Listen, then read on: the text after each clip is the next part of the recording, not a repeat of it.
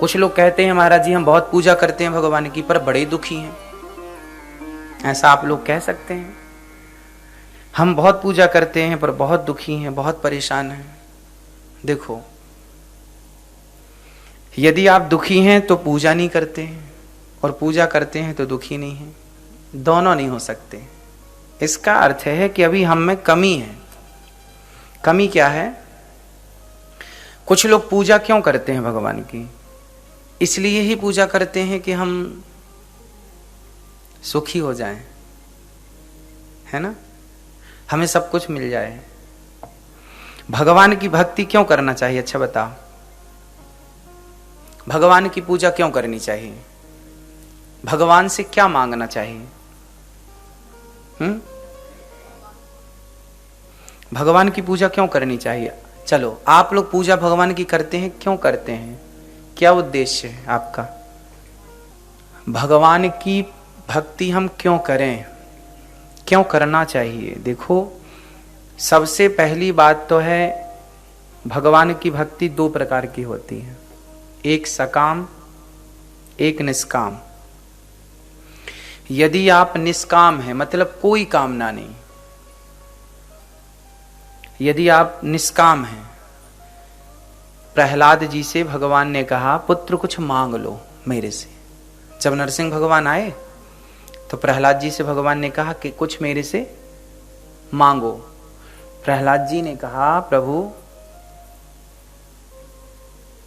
मैं आपसे कभी कुछ ना मांगू, ऐसी कृपा कीजिए। हे प्रभु मैं आपसे कभी कुछ ना मांगू। मतलब प्रहलाद जी ने क्या मांगा कि मेरे अंदर कभी कुछ मांगने की इच्छा ही ना हो। मतलब प्रहलाद जी ने क्या मांग लिया? निष्कामता। मैं निष्काम, और भक्ति वही है जो निष्काम हो। अच्छा बताओ, सुदामा जी जब द्वारिका गए तो क्या सुदामा जी भगवान से कुछ मांगने गए थे? मांगा? सुदामा जी कुछ लेने गए थे? लेने नहीं गए, वो तो अपनी हैसियत के अनुसार 4 मुट्ठी चावल देने गए थे। मतलब जहां भगवान के प्रति प्रेम है, आपका बच्चा है, आप माँ हो, तो जब माँ अपने बच्चे को ना कुछ देना चाहती है,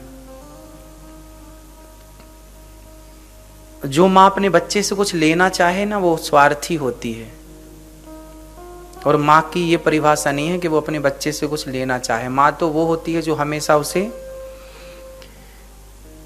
गौरी गोपाल आश्रम में 272 माताएं हैं, जैसा कि पूज्य महाराज जी ने बताया।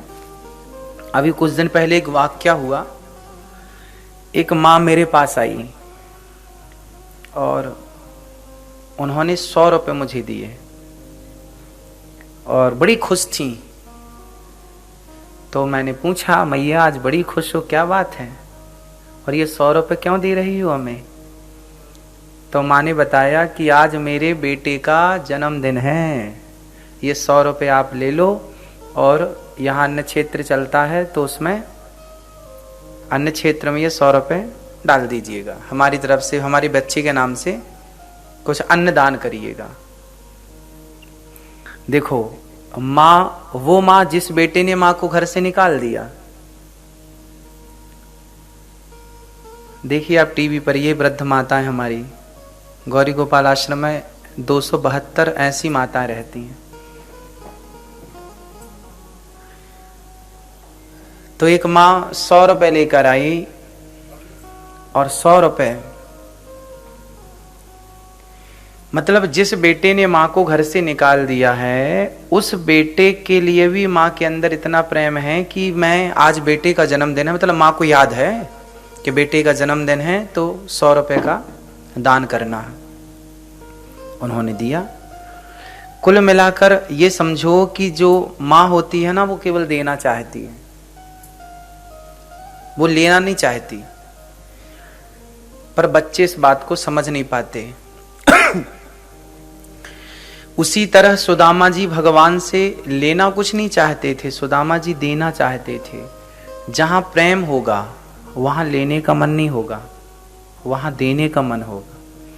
और भगवान से यदि आप प्रेम करते हैं तो भगवान से लेना क्या है? यदि आप भगवान से कुछ लेना चाहते हैं, चलो फॉर एग्जाम्पल, हे भगवान हमें ये दे दो वो दे दो, तो ये ना स्वार्थ है। भक्ति के लक्षण ये नहीं है। जहां भक्ति होगी, जहां प्रेम होगा भगवान से, वहां कोई चाह नहीं होगी। अच्छा, सुदामा ने कुछ मांगा तो नहीं, लेकिन भगवान ने बिना मांगे सब कुछ दिया भी तो। इसका मतलब ये होता है कि भगवान की भक्ति यदि निष्काम भाव से की जाए तो मांगना कुछ नहीं पड़ता, पर भगवान बिना मांगे सब कुछ दे देते हैं। इसलिए भक्ति के राह पर चलने में ये समझ के चलना है कि हम निष्काम भक्ति करें, कोई कामना नहीं। भगवान की भक्ति इसलिए ना करें कि हमारे बहू के बेटा हो जाए, भगवान की भक्ति इसलिए ना करें कि हमारे घर में धन धान्य की वृद्धि हो। धन धान्य तो आपके कर्मों के अनुसार आ ही जाएगा, आपको मेहनत करिए धन धान्य आएगा, मेहनत कीजिए। भगवान की भक्ति करने से हमें मोक्ष, जैसे कि आप में से कुछ लोगों ने कहा हम मोक्ष पाने के लिए भक्ति करते हैं। भरत जी जब राम जी से मिलने गए चित्रकूट, तो रास्ते में प्रयागराज जी मिले। तो प्रयागराज जी ने कहा भरत जी कुछ मांग लो, हम कुछ देना चाहते हैं आपको। तो उन्होंने कहा,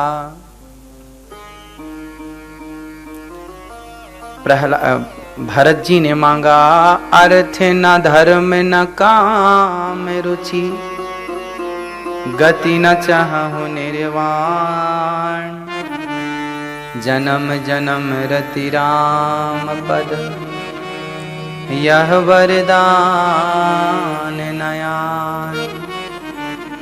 अर्थ न धर्म न काम रुचि, ना मैं अर्थ चाहता, ना धर्म चाहता, ना काम।